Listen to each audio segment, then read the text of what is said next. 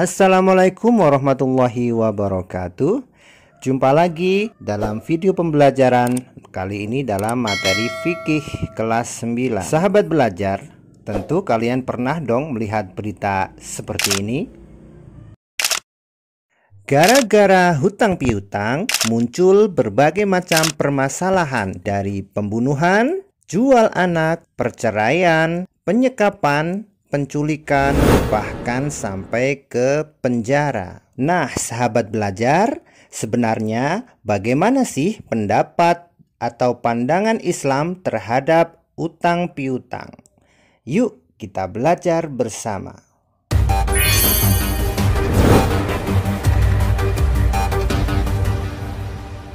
Sahabat belajar, hutang piutang tidak selalu berakhir dengan permasalahan ya, karena sejatinya dalam Islam, hutang piutang itu terdapat nilai sosial yang sangat agung, dan orang yang memberi hutang, pahalanya akan mengalir setiap hari sampai batas temponya. Baiklah, kita mulai dari pengertian hutang piutang. Di dalam pandangan Islam, hutang piutang atau biasa dikenal dengan istilah al-qard, maknanya adalah al-qad'u secara bahasa, yang berarti memotong atau memutus, karena merupakan potongan dari harta orang yang memberikan hutang. Sedangkan secara terminologis atau secara istilah, makna al-qard ialah menyerahkan harta atau uang sebagai bentuk kasih sayang kepada siapa saja yang akan memanfaatkannya, dan dia akan mengembalikannya pada suatu saat sesuai dengan padanannya. Jadi dalam hutang piutang menurut Islam tidak ada istilah tambahan dalam pengembalian. Hutang 500 kembali 500.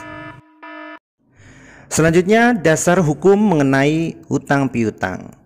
Dalam Islam jelas menggunakan Al-Quran sebagai dasar hukumnya, dan kita dianjurkan untuk memberikan pinjaman kepada orang lain yang membutuhkan, dan Allah akan melipat gandakan gantinya kepada kita, sesuai dengan surat Al-Baqarah ayat 245. Bismillahirrahmanirrahim. Man dalladzi yuqridullaha qardan hasanan fayudha'ifahu lahu ad'afan katsirah. Wallahu yaqbidu wa yabsudu wa ilaihi turja'un. Nah, sahabat belajar, dasar hukumnya sudah jelas kan? Jadi kalau kita mempunyai kelapangan rezeki, jangan sungkan-sungkan untuk membantu teman atau saudara kita ya. Kalau masih ragu, nanti nggak dikembalikan atau susah nagihnya dan lain-lain, yuk kita bahas lebih lanjut lagi tentang utang piutang agar tahu hak dan kewajibannya. Selanjutnya kita bahas mengenai hukum utang piutang. Sahabat belajar, tahukah kalian bahwa hukum utang piutang itu fleksibel? Bisa jadi mubah, sunnah, ataupun haram. Loh, kok bisa begitu? Yuk kita bahas satu persatu. Yang pertama, dalam kondisi normal, hukum orang yang berhutang adalah mubah atau boleh. Sedangkan orang yang memberi hutang hukumnya sunnah, sebab ia termasuk orang yang menolong sesamanya. Yang kedua, hukum orang yang berhutang dan yang menghutangi menjadi wajib jika dalam keadaan yang benar-benar mendesak. Contohnya, hutang beras bagi orang yang kelaparan, hutang uang untuk biaya pengobatan, dan lain sebagainya. Dan yang ketiga, hukum hutang menjadi haram jika memberikan hutang untuk hal-hal yang dilarang agama, seperti untuk membeli minuman keras, berjudi, berzina, atau yang lainnya. Jadi sahabat belajar, sebelum kita melakukan kegiatan hutang piutang, kita harus tahu dulu alasannya ya, agar kita tidak salah dalam melakukan praktek hutang piutang. Kita lanjut.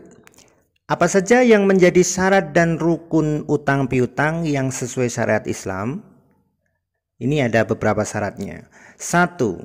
Harta yang dihutangkan jelas dan harta yang halal. Ini jelas harus halal, tidak boleh haram. Yang kedua, pemberi pinjaman tidak dibolehkan mengungkit masalah hutang dan tidak menyakiti perasaan pihak yang meminjam. Jadi tidak boleh kemarin masih hutang lagi, ini belum dibayar dan lain sebagainya, tidak boleh. Yang ketiga, peminjam niatnya adalah untuk mencukupi keperluannya dan mendapatkan ridha Allah dengan mempergunakan yang dihutangkan secara benar. Oke, di jalannya yang benar. Yang keempat, harta yang dihutangkan tidak membuat atau memberi kelebihan pada pihak yang mempiutangkan. Ini dalam hal pengembalian ya. Jadi kalau utangnya 100.000 nanti dikembalikannya tetap 100.000, tidak memberikan kelebihan apapun. Nah, sahabat belajar, ini yang paling penting dalam utang piutang, agar dengan sahabat, teman, saudara ataupun tetangga kita tetap rukun tanpa ada masalah apapun ya, yaitu adab utang piutang. Dalam video ini akan saya sampaikan beberapa poin saja, silahkan di pause videonya agar mendapatkan poin-poin yang lain. Yang pertama, adabnya adalah 1. Ada perjanjian tertulis dan saksi yang dapat dipercaya. Nah, ini agar tidak terjadi perselisihan nantinya di belakangnya, ditulis. Yang kedua, pihak pemberi hutang tidak mendapat keuntungan apapun dari apa yang dipiutangkan. Ini sudah jelas, kalau ada kelebihan nanti jadinya riba.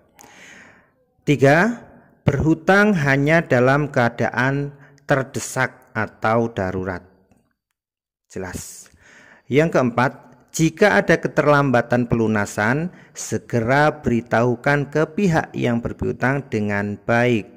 Jadi ngomong dengan baik-baik kalau misalkan belum bisa membayar hutang sesuai dengan batas temponya. Ini juga diperuntukkan agar tidak terjadi perselisihan. Itu ya. Yang terakhir, hikmah utang piutang. Apa sih hikmah utang piutang? Ada 2. Yang pertama, hikmah bagi orang yang berpiutang antara lain: 1. Menambah rasa syukur kepada Allah Subhanahu wa Ta'ala atas kelapangan rizki tentunya. Yang kedua, menambah rasa peduli dan empati pada sesama. Yang ketiga, menumbuhkan rasa solidaritas. Yang keempat, mempererat tali silaturahmi. Dan yang kelima, menambah pahala karena sebagai ladang ibadah. Ada yang bisa menambahkan apa hikmah bagi orang yang berhutang? Silahkan tulis di kolom komentar.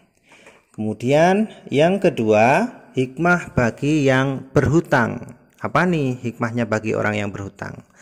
Antara lain, 1. Menguji kesabaran dan keimanan, karena kita dalam keadaan kekurangan tentunya ya. Yang kedua, dapat membantu terpenuhinya kebutuhan hidupnya. Setelah berhutang dengan teman atau saudara, akhirnya kebutuhan kita bisa terpenuhi.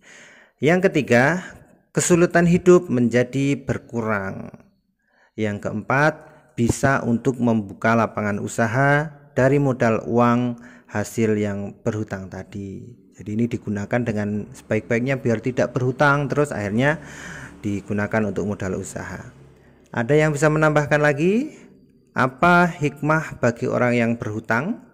Silahkan bisa tulis di kolom komentar.